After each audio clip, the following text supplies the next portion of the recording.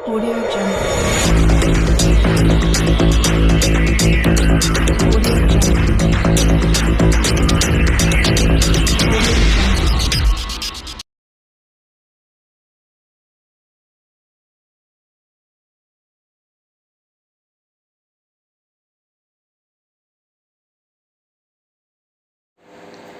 Good evening बच्चों। आज हम NMMS में अपना अगला टॉपिक करेंगे जो कि है चक्रवृद्धि ब्याज। इसे हम कंपाउंड इंटरेस्ट भी कहते हैं। इसे हम कंपाउंड इंटरेस्ट भी कहते हैं। चक्रवृद्धि ब्याज का मतलब है, साधारण ब्याज का टॉपिक हमने पिछले वीडियो में कर लिया था। चक्रवृद्धि ब्याज का मतलब है कि जब हम कोई ब्याज लगाया, हमने किसी मूलधन P पर कोई ब्याज लगाया और ये ब्याज हमने जोड़ा और जो हमारा मिश्र धन बना, ये क्या है यहाँ पर मिश्र धन, तो अगले बार के लिए जो ब्याज लगाएगा वो इस मिश्र धन को ही हम मूलधन मान ले जब, तो उस ब्याज को हम चक्रवृद्धि ब्याज कहते हैं। यानी कि मूलधन ये ना रहा, इन दोनों को भी जोड़ा और फिर इस अमाउंट पर हमारा ब्याज लगने लगे। तो इसके लिए जो फॉर्मूला है जिससे कि हम सवाल करेंगे वो है आपका A बराबर P 1 जमा R बटा 100 की शक्ति T। यहाँ पर A क्या है हमारा मिश्र धन, मिश्र धन, P हमारा है मूलधन, ब्रैकेट 1 जमा R हमारा है दर बटे में 100 की शक्ति समय। और अगर हमने यहाँ पर ब्याज निकालना है, ये तो हमारे पास आ गया मिश्र धन। अगर हमने ब्याज निकालना है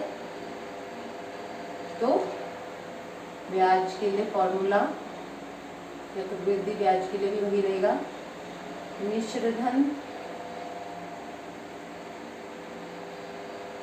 माइनस मूल धन, जिसको हम इस प्रकार भी लिख देते हैं I बराबर A माइनस P। तो इस सवालों को करने के लिए आपको ये दो फॉर्मूले याद करने पड़ेंगे, जो कि आप जब प्रैक्टिस करेंगे क्वेश्चंस की तभी आपको याद हो जाएंगे। जैसे कि हम उदाहरण के लिए इस बुक में से कुछ क्वेश्चंस कर देखते हैं।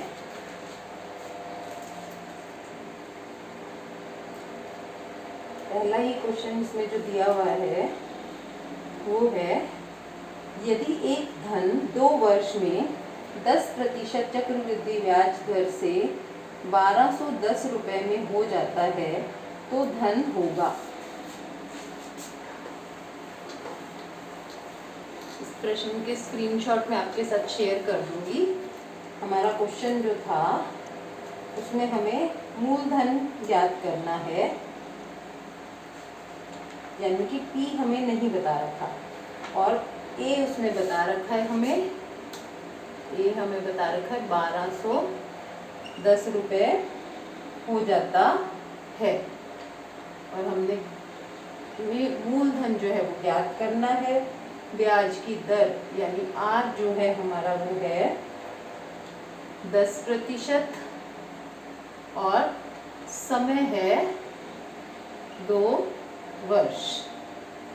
तो हम चक्रवृद्धि ब्याज निकालने के लिए पहले यहाँ पे फॉर्मूला लगा देंगे अपना। मूलधन हमने निकालना है तो हम सीधे इस फॉर्मूले से निकाल लेंगे। पहले हम फॉर्मूला लिख लेते हैं जिससे हमें 1-2 बार लिखने से फॉर्मूला भी याद हो जाए। A बराबर P 1 जमा R बटे 100 की शक्ति T। अब यहाँ पे A है हमारा 1210, P हमने निकालना है। 1 जमा R हमारा है 10 बटे 100 और समय है 2 वर्ष।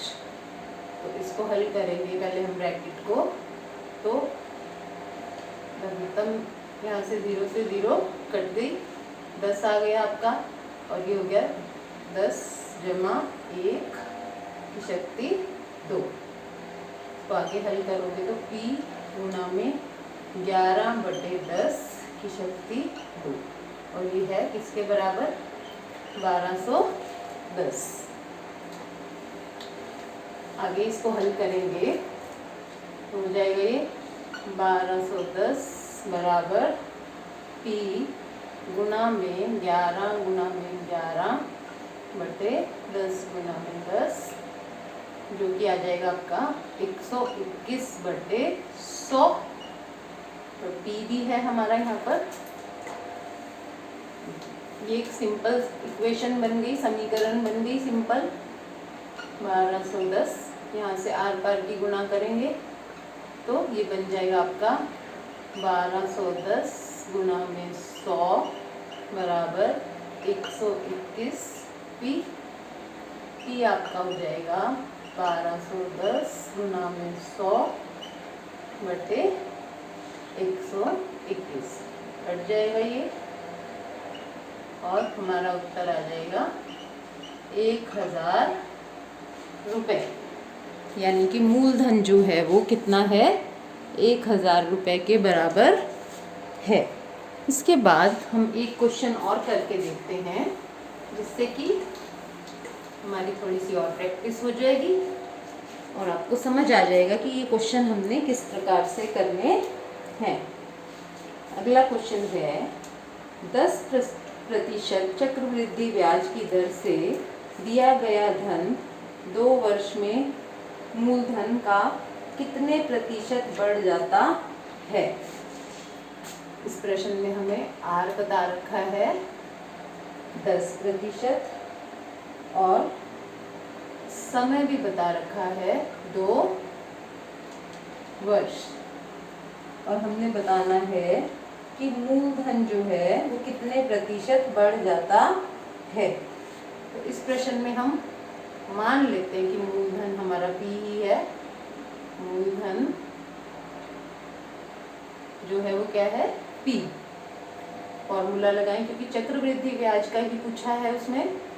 1 जमा r बटे 100 की शक्ति t। अब मूलधन में हमने वृद्धि बतानी है, ये p का p रह गया, 1 प्लस 10 बटे में 100 और समय 2 वर्ष, 0 से 0 कट गई, तो हमारे पास आ गया p गुणा में वही पहले जैसा आ गया 11/10 गुणा में 11/10, जो कि आपका हो जाएगा